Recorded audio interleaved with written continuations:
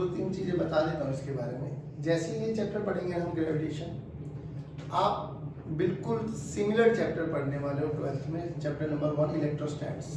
बहुत सारी चीजें सिमिलर लगने वाली है, वो पढ़ा दो, इसको पढ़ा दो, one and the same thing, इसको पहले पढ़ा दो, उसको पढ़ा दो, बिल्कुल सेम।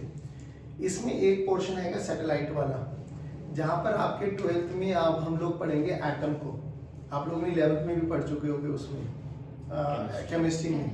एटम इलेक्ट्रॉन्स है ना, न्यूक्लियस के चारों तरफ घूमता है, वो सर्कुलर मोशन कर रहा होता है, इलेक्ट्रोस्टैटिक फोर्स लग रहा होता है। बिल्कुल जैसे वहाँ पे टोटल एनर्जी निकाली थी, पोटेंशियल एनर्जी निकाली थी, है ना, काइनेटिक एनर्जी निकाली थी, सेम रिलेशन आएगा। तो ये अकेला चैप्टर 2-3 चैप्टर्स को कंबाइन करके चलेगा। हाँ 12th के।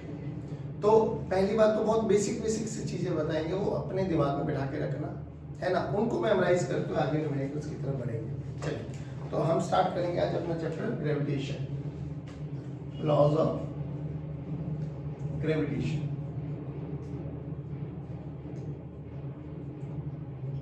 देखो पहली बात तो वही न्यूटन बाबा ने ये लॉ को डिस्क्राइब किया। एक चीज हो, फिजिक्स के जितने भी नियम बने ना बच्चों, जितनी भी लॉज बनी है, वो सभी के सभी पॉइंट मास और पॉइंट चार्जेस के लिए एप्लीकेबल होती है।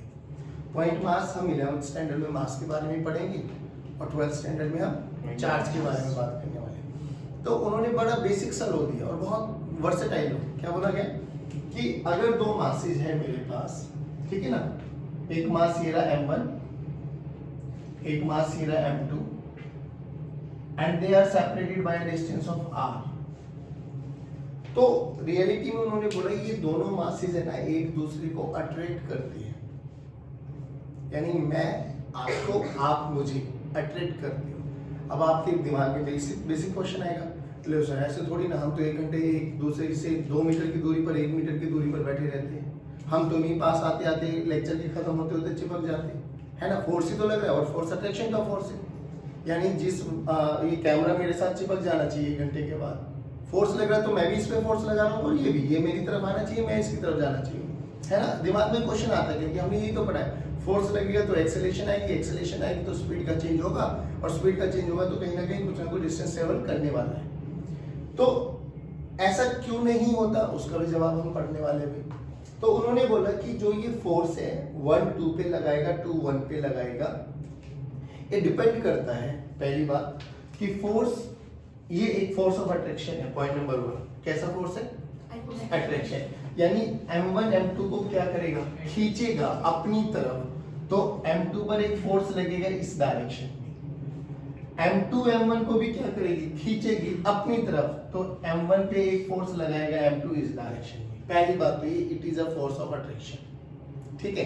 अब बोला गया कि जो ये फोर्स है ना, इसका मैग्नीट्यूड जो होता है, मैग्नीट्यूड किस पे डिपेंड करेगा बेटा, मैग्नीट्यूड डिपेंड्स ऑन, बोला गया फोर्स का जो मैग्नीट्यूड है वो डायरेक्टली प्रोपोर्शनल है प्रोडक्ट ऑफ देयर मासेस। इन दोनों मासेस का कितना प्रोडक्ट है उसके डायरेक्टली प्रोपोर्शनल है।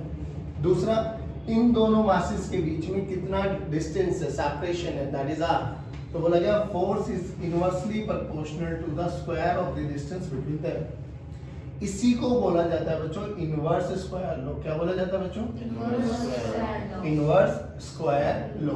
पहली बात तो अब ये इनवर्स स्क्वायर लॉ का मतलब समझो, बहुत बेसिक सी चीजें समझाता हूँ। मान लो इन दोनों के बीच में डिस्टेंस है 1 मीटर, ठीक है, मैंने इसको 4 टाइम कर दिया, मतलब 4 मीटर कर दिया। तो देखो फोर्स जो होगा कितने फैक्टर से कम हो जाएगा, 1/16। हालांकि डिस्टेंस आपने कितना कम किया है, 4 टाइम। फोर्स कितने टाइम से रिड्यूस हो जाएगा, यानी जैसे जैसे आप सेपरेशन बढ़ाते चले जाओगे फोर्स एब्रप्टली कम होता चला जाएगा, एकदम खत्म होता चला जाएगा। और जैसे जैसे आप डिस्टेंस को कम करते चले जाओगे उतना ही स्ट्रॉन्ग फोर्स लगता चला जाएगा। बात समझ में? चलिए, तो ये मैग्नीट्यूड के बारे में बात कर रहे हैं अभी हम लोग। फिर इन दोनों लॉस को इक्वेट करो बच्चों। तो force is directly proportional to m1 m2 by r square. अब ऑब्वियसली इस डायरेक्टली प्रोपोर्शनल के साइन को हटा के लिखते हैं हम लोग। तो will write f this is equals to g m1 m2 by r square.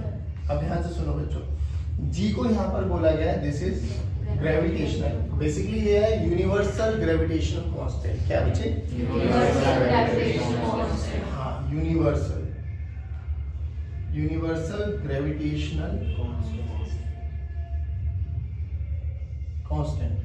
Basically क्या बोला गया कि जो पूरे यूनिवर्स में कहीं पर भी लेके चले जाओ, मैं ये कह रहा हूँ कि एक मास ये रहा, एक मास ये रहा, इन दोनों के बीच में लगने वाला फोर्स अगर 10 न्यूटन का है, बीच में मीडियम एयर है, इन्हीं दोनों मासेस को सेम सेपरेशन पे उठा के मैंने पानी में डिप कर दिया, अभी भी कितना होगा?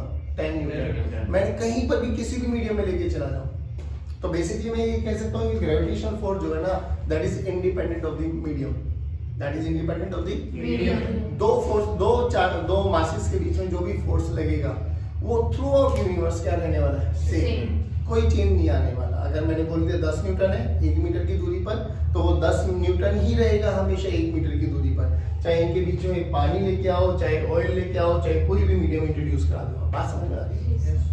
अच्छा, अब कई किताबों में बच्चों ये फोर्स का जो मैग्नीट्यूड लिखा जाता है वो ऐसे लिखा जाता है, F vector this is equals to -G_m1 m2 by r vector, मतलब r का स्क्वायर बाय r के। अब ये वेक्टर लो है, इसकी वेक्टर लो बड़ा सिंपल है, मैं आई टेल यू कैसे। देखो याद करो, आप लोगों को बोला था यहाँ पर मान लो m1 मास है, ये मान लो हमारे पास m2 मास है, हमें बोलो किस पे फोर्स कैलकुलेट करना है, m1 पे या m2 पर? किसी एक पर भी बोलो, m2 पर निकाल लेते हैं।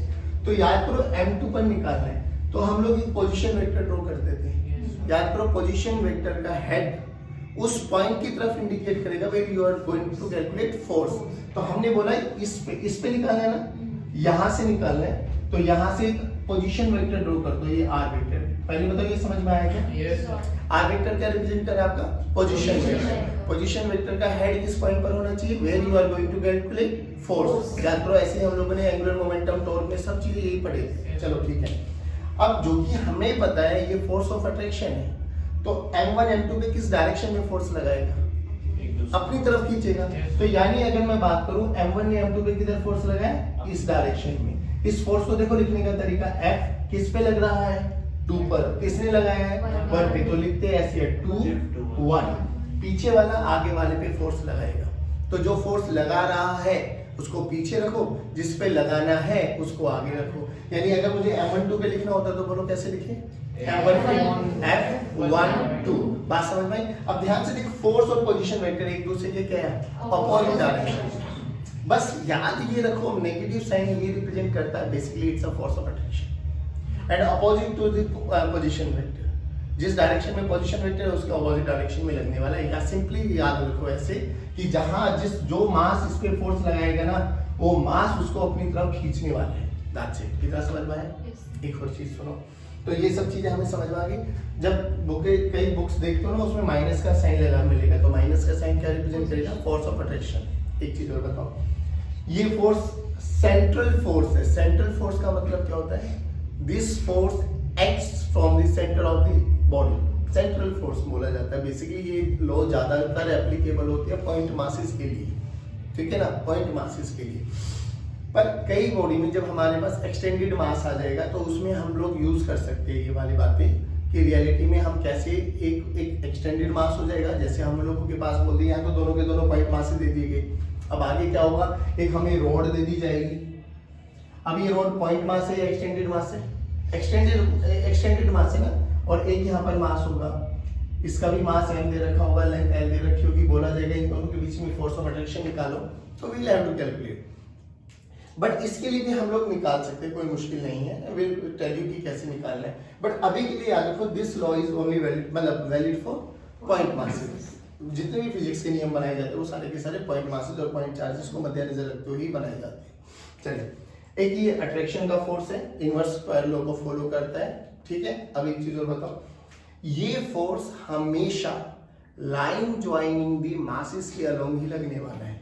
मतलब क्या हुआ सर? मतलब ये हुआ कि भाई एक मास ये रहा बच्चे हमारे पास, एक मास ये रहा हमारे पास। तो मैंने एक बच्चे को बोला, जैसे यहां से हमने कुछ चीजों को नोटिस किया कि ये फोर्स मैग्नीट्यूड वाइज सेम रहने वाला है, अपोजिट डायरेक्शन में लगने वाला है ना। मैंने बोला एक बच्चे को कि भैया देखो m1 m2 है ना, एक दूसरे पे अट्रैक्शन का फोर्स लगाती है, ऑपोजिट डायरेक्शन में लगाती है, सेम मैग्नीट्यूड का लगाती है।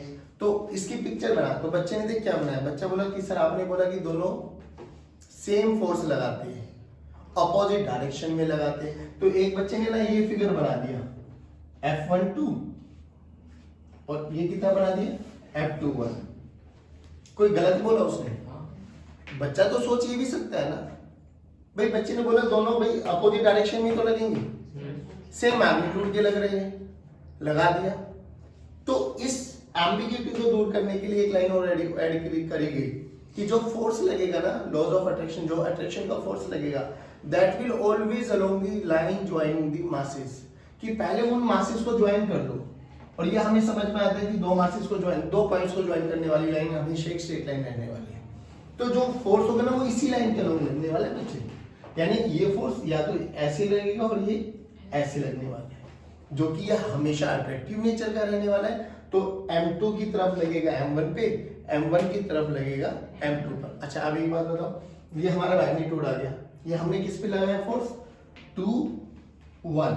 सिमिलरली M12 पे बताओ, F12 बोलो G M1 M2 M1 कर लो, चलो डिवाइडेड बाय R का स्क्वायर। ध्यान से देखो दोनों का मैग्नीट्यूड क्या आ रहा है, सारे बोलो सेम। ओहो दोनों का मैग्नीट्यूड सेम आ रहा है। कंपोनेंट में भी हो सकता है, कंपोनेंट में भी हो सकता है। कंपोनेंट कैसे? मतलब जैसे M2 के ऊपर एक और मास रख देंगे M2 M3, तो यहाँ पे अब M2 M1 से निकालना है, यहाँ से निकालना है। नहीं M1 वो वाला है जो F2 विद रिस्पेक्ट टू 1 वाला। नहीं, फोर्स तो ये लगेगा बाबा अभी भी, अगर इन दोनों के फोर्स, तो इन दोनों को लाइन ज्वाइन कर दो। सर अब इनके बीच में एंगल भी तो एक क्यों है? अभी इन दोनों के बीच में एंगल कैसे हो सकता है? नहीं, आप समझे नहीं मेरी बात। अगर आप इसको ओरिजिन मान के चल रहे हो, सुनो मेरी बात, और आप बोल रहे हो कि सर ए अब ये मेरे पास x एक्सिस आ गई और ये मेरे पास अब एक y एक्सिस आ गई, ठीक है? तो अभी भी सुनो मेरी बात बच्चे, इन दोनों के बीच में तो फोर्स अभी भी वही लगने वाला है, इन दोनों के बीच में भी फोर्स अभी भी वही लगने वाला है, जो भी लगेगा इनके बीच में। मान लो इनका R1 वेक्टर मान लेता हूँ, ये R2 वेक्टर मान लेता हूँ, नहीं है तो बोलो M1 और M3 के बीच में जल्दी बोलो फॉर्मूला क्या लगेगा मैग्नीट्यूड के बारे में, G M1 M3 by R1 vector का मोड का स्क्वायर, ठीक है? अब देखना इनकी कोई पोजीशन चेंज थोड़ी ना हो रही है, तो इसका फोर्स अपना बन गया, इनका फोर्स अपना बन गया। हाँ अगर आप ये कैलकुलेट करना चाहते हो कि सर M1 पे कितना फोर्स लगा, तो M1 पे M2 भी लगाएगा और M3 भी लगाएगा, फिर उन दोनों को निकालो इंडिविजुअली और दोनों को वेक्टोरियली ऐड कर दो। वेक्टोरियली क्यों बोल रहा हूं मैं? क्योंकि फोर्स एक वेक्टर क्वांटिटी, और वेक्टर क्वांटिटी के लिए हमें ट्रायंगल और पैरेललोग्राम लॉ का यूज करना आना चाहिए। बात समझ में आ गई? इंडिविजुअली। हाँ इंडिविजुअली अगर ऐसे करना है तो। बाकी किन्हीं भी दो मासेस के बीच में निकाल रहे हो तो उनके बीच में बस ये देखो कि कितना सेपरेशन है, उनको लाइन ज्वाइन कर दो, उसी लाइन के लोग हमेशा फोर्स लगने वाला। क्या ये बातें समझ में आ गई? चलिए आगे बात। हाँ जो सर ये फॉर्मूला लगा माइनस लगा इसलिए लगा अट्रैक्शन, अट्रैक्शन बात समझ में आई? और बताओ कोई दिक्कत? चले अब आगे। एक चीज और बताओ, अब जब ये सब चीजें हमें समझ में आ गई कि it's a law of attraction, central forces बोला जाता है, पॉइंट मासेस के लिए एप्लीकेबल है, अट्रैक्शन का फोर्स होता है। अब थोड़ी सी चीज समझने की कोशिश करना। ऐसा कहीं हम पहले भी पढ़े थे कि M1 M2 पर फोर्स लगाए, M2 M1 पर फोर्स लगाए, दोनों का मैग्नीट्यूड सेम, पॉइंट नंबर 1। दोनों की डायरेक्शन अलग अलग, पॉइंट नंबर 2। दोनों का नेचर सेम, पॉइंट नंबर 3। दोनों अलग अलग बॉडीज पे लग रहे हैं, पॉइंट नंबर 4। इन चारों पॉइंट्स को मिला के एक लॉ बोली गई थी, कुछ याद है तो? नहीं, दोबारा सुनो। ये देखो M1 M2 पे फोर्स लगाए, ये आ गया। M2 M1 पे फोर्स लगाए, ये आ गया। दोनों का मैग्नीट्यूड क्या है? सेम।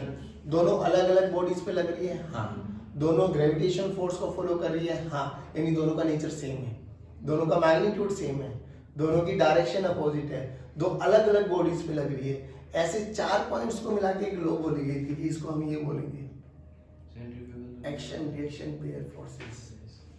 क्या बोलेंगे? न्यूटन बाबा की third law, to every action there is equal and opposite. तो याद करना ये है, यही तो कंडीशन थी। दो अलग अलग बॉडीज पे लगनी चाहिए, लग रही है, दोनों का मैग्नीट्यूड सेम होना चाहिए, हो रहा है। दोनों का नेचर सेम होना चाहिए, है। दोनों अपोजिट डायरेक्शन में लगनी चाहिए, बिल्कुल है ना। तो ये चारों की चारों लॉज को फॉलो करते हैं। तो बेसिकली हम क्या कह सकते हैं कि gravitational force is an action reaction pair force, pair forces. अच्छा बाबा एक बात बताओ, एक्शन रिएक्शन का मतलब समझे? ए बी पर जितना लगाएगा बी ए पर उतना ही लगाएगा। यानी मैं लिख सकता हूं, ध्यान से देखना, F12 vector is equal to minus F21 vector. बोलो कोई गलत गड़बड़ कराऊंगा? अगर मैं इस डायरेक्शन को पॉजिटिव ले रहा हूं तो मेरा F12 वेक्टर क्या आ गया बाबा? पॉजिटिव। और मेरा F21 वेक्टर क्या आ गया? तो मैंने इसे लिखा। यानी मैं ऐसे भी लिख सकता हूं ना बच्चे, F12 vector plus F21 vector must be equal to 0। ध्यान से देखो, यानी जैसे ही मैंने बोला एक्शन रिएक्शन पेयर फोर्सेस है, तो आपके दिमाग की घंटी बज गई कि सर सिस्टम का नेट फोर्स क्या है? 0। अगर F net of the system 0 है तो क्या पक्की बात है 0 है? एक्सेलरेशन, यानी ACM 0 है। अगर ACM 0 है तो क्या चीज कांस्टेंट है? VCM कांस्टेंट है। अब एक चीज फिर वो सेंटर ऑफ मास का पूरी की पूरी थ्योरी याद करो, कराऊंगा मैं यहाँ पे, थोड़ा अटेंटिवली बैठना। दोबारा देखो, M1 पे फोर्स लगा, बिल्कुल लगा। M2 पे फोर्स लगा, बिल्कुल लगा। तो क्या M1 में एक्सेलरेशन आई? हाँ बिल्कुल आएगी। क्यों आएगी बताओ? क्योंकि force is the basic cause of acceleration. तो हमने बोला कि F1 पे देखो, M1 पे एक्सेलरेशन ऑफ 1 कितना है बाबा? F12 बाय M1 नहीं आया बच्चों। सिमिलरली मैं मैग्नीट्यूड के बारे में बात कर रहा हूं अभी। A2 बोलो, F21 बाय M2। अब याद करो, सिस्टम में Fnet 0 है क्या? हाँ है, क्योंकि एक्शन रिएक्शन पेयर फोर्सेस है। Fnet 0 है तो हम लोग Fnet को क्या लिख सकते हैं? Fnet बोलो, M into ACOM। अगर Fnet 0 है तो ACM क्या होगा? 0। और ACM को क्या लिख सकते हैं बच्चों? DVCOM बाय DVCOM बाय, यानी ACM 0 तो इसका मतलब VCM क्या है बाबा? VCM क्या है? अब एक बात बताओ, अगर VCM कांस्टेंट है, VCM अगर कांस्टेंट है, इसकी वेलोसिटी को मैं V1 बोल देता हूं, इसकी वेलोसिटी को मैं V2 बोल देता हूं। VCM कांस्टेंट है बट V1 V2 कांस्टेंट हो, इसकी कोई गारंटी नहीं, क्योंकि V1 V2 चेंज हो जाएगा because of the presence of A1 A2, because of the presence of नहीं आया समझ में।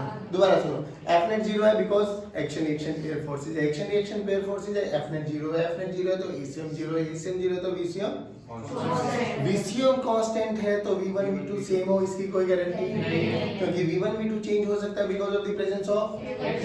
और ACOM 0 है तो A1 A2 0, इसकी भी कोई गारंटी नहीं, क्योंकि इंडिविजुअली इन सभी फोर्सेस पे तो सम लगी, मतलब फोर्स लगी रहा है। अब किधर, अब यहाँ पे एक चीज बताई थी, VCOM कांस्टेंट है, ठीक, डन, परफेक्ट।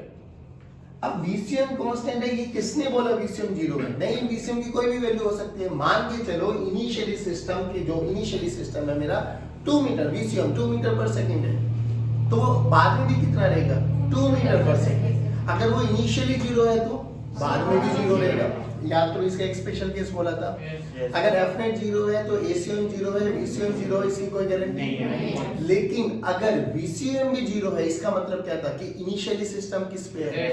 हाँ, अगर VCM भी 0 हो जाए तो याद करो, एक चीज बोली थी आपको। अब याद करो, RCM का फॉर्मूला क्या लिखा था? M1 R1 bye M1 R1 plus M2 R2 bye, ठीक है ना। अब फिर इसको हम लोगों ने 3 कोऑर्डिनेट्स में लिखा था, x1 M1 x1, परफेक्ट। सोच के देख लिया आपने। अगर VCOM 0 है तो मैं ये कह सकता हूं कि मैं यहाँ पर कंजर्वेशन ऑफ लीनियर मोमेंटम भी लगा सकता हूँ, यानी M1 U1 plus M2 U2 must be equal to M1 V1 plus M2। अगर ये सब कंडीशंस को फॉलो कर रहा है तो मैं ये भी बोल सकता हूँ कि M1 X1 must be equal to M2 X2। याद करो, प्लैंक वाले क्वेश्चंस कराए थे कि अंकल आगे चल रहे थे, प्लैंक पीछे चल रहा था, तो M1 X1 must be equal to M2 X2 लगाया। यही तो कंडीशन थी बच्चे, कि चेक करना था कि सिस्टम पे Fnet 0 है क्या? हाँ है। फिर देखना था कि क्या इनिशियल वेलोसिटी जीरो है क्या है? हाँ है। अगर है तो m1 x1 must be equals to सारे फॉर्मूलेज यहाँ पर लग सकते हैं। बताओ कुछ ऐसा लग रहा है कि तुझे नया चीज बताई है? बस नई चीज एक बताई है यहाँ पर कि फोर्स का मैग्नीट्यूड ये है बेटा, g m1 m2 by r²। दोबारा रिपीट करो, ये gravitation law, it's a law of attraction. दो पॉइंट मासेस के लिए एप्लीकेबल है। बोला गया कि दोनों मासेस के बीच का सेपरेशन और दोनों मासेस का ये m1 m2। तो ग्रेविटेशन लॉ क्या बोला गया कि force of attraction is directly proportional to product of their masses and inversely proportional to the distance square of the distance between them. Total को बना के एक फॉर्मूला बना -g m1 m2 by r²। -g यहाँ पर represent करता है attraction का। फिर बोला गया कि जो ये फोर्स है ये हमेशा दो मासेस को ज्वाइन करने वाली लाइन के अलॉन्ग लगने वाला है, यानी m1 m2 को अपनी तरफ खींचेगा, m2 m1 को अपनी तरफ खींचेगा। दोनों मासेस पे फोर्स लगने वाला है कि दोनों के दोनों forces action reaction pair forces होंगे, यानी F net of this system क्या हो जाएगा बाबा? Zero. F net of this system zero हो जाएगा तो ए नेट एसीएम क्या होगा? VCM constant. But VCM constant है, वीसीएम जीरो इसकी कोई गारंटी वो हो भी सकती है और वो, बट अगर वीसीएम जीरो हो जाए तो क्या मैं कंजर्वेशन ऑफ लीनियर मोमेंटम लगा सकता हूं? यानी मैं लिख सकता हूं m1 u1 must be equal to m1 v1। Yes sir. क्या मैं ये भी लिख सकता हूं m1 x1 must be equal to m2 x2? Perfect. ये सब चीजें बोलो यहां तक समझ में आया? अगर ये चीज समझ में आ गई तो आप बहुत बेसिक से न्यूमेरिकल चलेंगे। आई टेल यू, दिखाता हूं कैसे होता है। कंजर्वेटिव फोर्स बिल्कुल, gravitation force is a conservative nature का फोर्स। सोच के देख, अगर कंजर्वेटिव फोर्स है तो कौन सी एनर्जी डिफाइन करी जाती है? Potential energy. पोटेंशियल एनर्जी केवल किसके लिए डिफाइन की जाती है? घबराओ मत, तुझे किसी भी पॉइंट पे ये लगेगा नहीं। जब भी इसमें भी आएगी ग्रेविटेशनल पोटेंशियल एनर्जी, जब ग्रेविटेशन पोटेंशियल एनर्जी लगेंगे ना फिर वही आएगा WET। WET बोले तो क्या बोला था? Work energy, working by all the force, working by all the force is equal to changing. और अगर केवल और केवल कंजर्वेटिव फोर्स लग रहे हो तो इनिशियल प्लस इनिशियल प्लस सब चीजें रिपीट टेलीकास्ट लगेगा। तुझे बस ये लगेगा मोरल ऑफ द स्टोरी, हम बहुत सारी चीजें नहीं भी पढ़ने वाले, बट बहुत सारी चीजों में तो तुझे ये लगेगा सर ये वही तो रिपीट टेलीकास्ट चल रहा है। एक भी पॉइंट पे तुझे ऐसा नहीं लगेगा नहीं सर ये तो हमें मतलब नई चीज पढ़ रहे हैं। हाँ, कुछ कुछ चीजें बहुत अच्छी भी पढ़ोगे यहाँ पर, जैसे आगे कैपिटल स्लो है, सैटेलाइट का कॉन्सेप्ट है, वेरिएशन ऑफ जी पढ़ेंगे। जी बोले तो छोटा जी बोले तो एक्सेलरेशन ड्यू टू, अभी तक हम लोगों ने एक्सेलरेशन ड्यू टू ग्रेविटी को क्या माना है? कांस्टेंट। क्या माना है? हम 2 मीटर 4 मीटर 1 किलोमीटर 2 किलोमीटर कितने भी ऊपर चले जाए, हमने कभी बोला है कि एक्सेलरेशन ड्यू टू ग्रेविटी को कांस्टेंट नहीं है, वेरिएबल नहीं है? वेरिएबल है नहीं, हमने थ्रू आउट बोला है कांस्टेंट है। अभी क्या हो जाएगा इसमें? वेरिएबल। बहुत सारी चीजों को आप एनकाउंटर करेंगे, बट आज का बेसिक लेक्चर तो बहुत बेसिक है। ये तो आपको वही सेंटर ऑफ मास की थ्योरी का बेसिक थ्योरी का रिकैप कराएगा कि हाँ सर ये होता है। आया समझ में? चलो मेक अ नोट। अब हमने सबसे पहले क्या देखा? फॉर्मूला देख लिया बाबा। फॉर्मूले का देखो, f की वैल्यू क्या है जल्दी बोलो? -g m1 m2 by r²। Perfect. बहुत बेसिक सा क्वेश्चन पूछ रहा हूँ। मान के चलो एक मास यहाँ पर है 1 किलोग्राम, एक मास है यहाँ पर 2 किलोग्राम, दोनों के बीच की दूरी है 1 मीटर। क्या आप इनके बीच में फोर्स निकाल सकते हो? अच्छा मैं 2 पे पूछूं तो किसने बोला 2 पे निकालना जरूरी है? आप 1 पे निकाल दो, आंसर दोनों का सेम आएगा, बस क्या चीज का फर्क आएगा? डायरेक्शन। भाई अगर 2 1 पे इधर लगा रहा है तो 1 2 पे किधर लगाएगा? मैग्नीट्यूड वाइज में कोई फर्क आने वाला? जल्दी बोलो। f का फॉर्मूला g 1 into 2 by 1 का स्क्वायर बोले तो 2 into कैपिटल G। फोर्स है न्यूटन। परफेक्ट। अब बात करते हैं जी की क्या वैल्यू होती है? भाई जी की वैल्यू जो होती है ना बच्चों, हाँ दैट इज 6.67 into 10 की पावर -11। परफेक्ट। जी की वैल्यू कितनी होगी? 6.67 into 10 की पावर -11 न्यूटन मीटर स्क्वायर पर केजी। पर डायमेंशनल फॉर्मूला लिखना हो तो m-1 l की पावर 3 t की पावर -2। चेक कर लेना एक बार, यही होता है वैसे तो। चेक करें। फोर्स का होता है m(l)(t)-2, मीटर का होता है l², किलोग्राम का होता है m की पावर -2। परफेक्ट ना? देखो m की पावर -2, m की पावर 1 तो m की पावर -1 बना, l बना t-2। परफेक्ट। अच्छा अब सुनो मेरी बात। अब हमने बोला था कि अगर ये फोर्स ऑफ अट्रैक्शन है तो हम क्यों फील नहीं कर पाते? सोच के देख, तेरे मेरे बीच में कितना मासेज होगा? मेरा 100, आपका बताओ 100 ही मान लो, चलो मान के देख। और हम दोनों 1 मीटर की दूरी पर खड़े हुए हैं। तो चलो फोर्स का फॉर्मूला देखो, G 6.67 इंटू 10 की पावर -11। मेरा मास 100 किलोग्राम, आपका मास 100 किलोग्राम डिवाइडेड बाय 1 मीटर का square.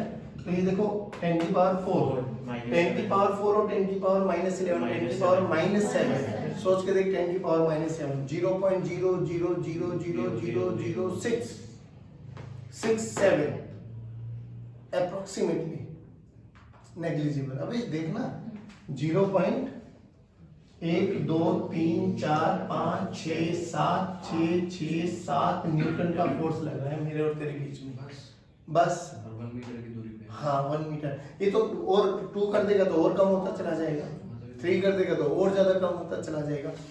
What I mean to से इज कि अगर मैं और तू एक हजार, अरे मैं छोड़ ना, मैं तो कह रहा हूँ 1000 किलो का बंदा उठा ले, कोई ट्रक उठा ले 1000 किलो का, ट्रक में 1 जीरो लगा दे तो बस वेरिएशन कितना आ जाएगा, 1 जीरो हट जाएगी।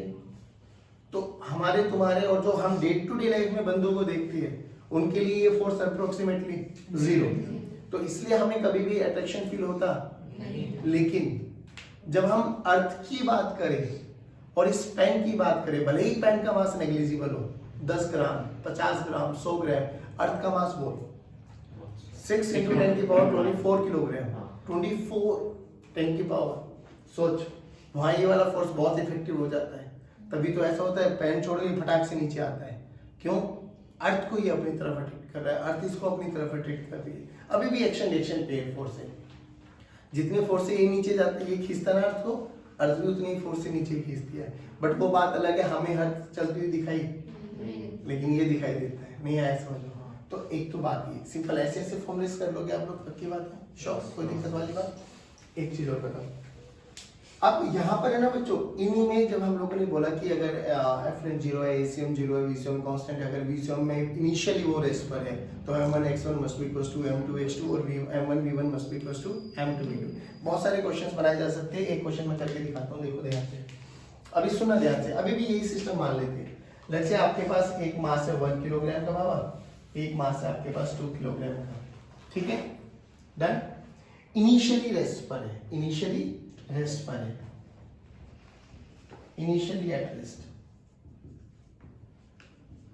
बोला गया जैसे ही छोड़ दिया गया है ना, जैसे ही छोड़ दिया गया किसी भी टाइम टी पर, किसी भी टाइम टी पर 1 किलोग्राम वाले की वेलोसिटी है 2 मीटर पर सेकेंड। बताओ 2 किलोग्राम वाले की वेलोसिटी क्या रही होगी? Find out velocity of 2 kilogram. Simply conservation of linear momentum लगाओ। बोलो क्या? P initial must be equal to, initially rest पर था तो इसका इनिशियल मोमेंटम 0, इसका इनिशियल मोमेंटम 0, तो 0 plus 0 this is equal to m1 into 2, m1 into m1 into m1 into must plus 2 into v, 2 into v, तो 2 into 1 plus 2 into v, खत्म। इधर आपके लेके आ जाओ, -2 this is equal to 2v, v ने 2 ने 2 को मारा तो v की वैल्यू है -1 मीटर पर सेकंड। माइनस क्या रिप्रेजेंट कर रहा है? आपने बोली इस डायरेक्शन को पॉजिटिव माना है तो ये किस डायरेक्शन में आ रहा होगा बाबा? सेम इसी में एक क्वेश्चन और बनाता हूँ। बोला गया कि 1 किलोग्राम को जैसे इस सिस्टम को छोड़ा, जैसे छोड़ दिया तो 1 किलोग्राम वाले की पोजीशन t टाइम के बाद आई 2 मीटर, यानी ये 2 मीटर चल चुका है। तो बताओ ये कितने मीटर चला होगा?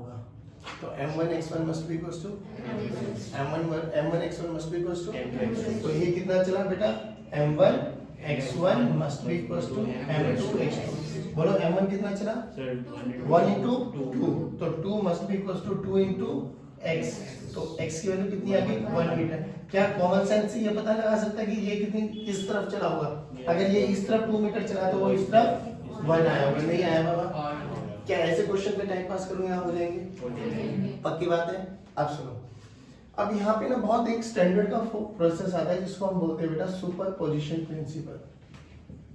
सुपरपोजिशन जो लव ने स्टार्टिंग में पूछा था कि सर अगर 2 मासेज आ जाए तो, अभी भी कुछ नहीं है। सुपरपोजिशन प्रिंसिपल को हिंदी में समझो क्या बोलता है कि अगर एक मासेज, मैं ऐसे समझ के चल, मैं एक मास हूँ, 1 2 3 4 5 कितने बंदे हैं हम लोग? 5। सोच के देख, अगर मुझ पे फोर्स कैलकुलेट करना है, या एक बार बताओ, हम सब में फोर्स ऑफ अट्रैक्शन लग रहा होगा। मैं लक्ष्य को भी कर रहा हूँ, लव को भी करूंगा, तुषार दोनों को कर रहा हूँ, पक्की बात है। अभी मुझे बताओ, अगर आप लोगों को बोला जाए कैलकुलेट एफ नेट और विवेक सर, तो बताओ विवेक सर पे कितनी फोर्सेस लगे? 4। लक्ष्य, love, Tushar and Tushar, perfect. अब बोला गया कि विवेक सर पे ना एफ नेट निकालो। अब बुद्धि में क्या चलना चाहिए कि सर ऐड कर दो सारों को, बट फोर्स कैसी क्वांटिटी है?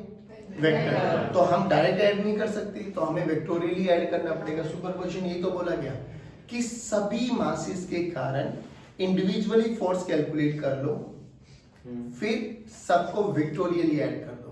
Vector sum of all the forces, that's it. Vector sum of all the forces. अब मुझे 2-3 चीजों का याद आना चाहिए। पहली बात तो क्या मुझे फोर्स का मैग्नीट्यूड पता है? क्या मुझे फोर्स की डायरेक्शन पता है? यस। बस तो खत्म भाई। मैग्नीट्यूड मुझे पता है, जी m1 m2 by r²। Direction मुझे पता है कि जो भी फोर्स लगाएगा वो अपनी तरफ खींचेगा उसको। मान लो अगर मेरे और तो इसके लक्ष्य के बीच में फोर्स कैलकुलेट करना पड़े, तो मुझ पे फोर्स निकाल रहा हूं ना, तो लक्ष्य मुझे क्या करेगा? अपनी तरफ अट्रैक्ट कर रहा होगा। तो मेरी डायरेक्शन क्या होगी? ये मैग्नीट्यूड कितना हो गया? जी m1 m2 by r² नहीं आया। अब f1 पता लग गया, f2 पता लग गया, दोनों को ऐड कर दो, you will get the answer. बोलो यहाँ तक कोई दिक्कत? पक्की बात। अब मैं बहुत बेसिक सी थोड़े से वेक्टर्स लोगों को बताता हूँ 5 मिनट में, उसके बाद तुम्हें 2-3 न्यूमेरिकल कराता हूँ। टी किसको रिप्रेजेंट कर रहा है? टाइम को? टी कौन सा? हाँ, टाइम। टाइम क्या यूज है? टाइम का क्या यूज है? टाइम अरे डायमेंशनल होता है ना। न्यूटन में देखो ना, mlt-2 mass into acceleration. Acceleration होती है वेलोसिटी पर यूनिट टाइम। नहीं आया समझ में? तो टी टाइम का रिप्रेजेंटेशन है। समझ में आया? अब सुनो,